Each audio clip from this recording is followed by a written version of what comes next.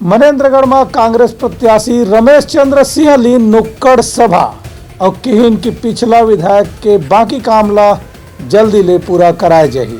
विधानसभा चुनाव के प्रचार के कड़ी में मनेन्द्रगढ़ विधानसभा सीट ले कांग्रेस प्रत्याशी रमेश सिंह अपन मतदाता मन से संपर्क करीन। ए बेरे में नुक्कड़ सभा ला संबोधित करत रमेश चंद्र सिंह के कहने से कि एकर पहली कांग्रेस के विधायक डॉक्टर विनय जायसवाल है क्षेत्र में विकास के कार्य ला बहुत गंभीरता से पूरा करीन है। उनकर जौन भी कार्य बचे है उला रमेश चंद्र सिंह हकीम की वह खुद पूरा करे के प्रयास करही। उनकर कहने से कि कांग्रेस सरकार बनाए के बाद नर्सरी से स्नातकोत्तर तक के शिक्षा ला मुफ्त करे के घोषणा करेगी है, ओला जरूर पूरा करे के प्रयास करे जाही। संगे संग SECL खदान क्षेत्र में जोन मन ला लीज में जमीन देगे है ओला मुक्त करा के सभी स्थायी निवासी मन ला वहाँ रहे के पट्टा घलो दे जाही।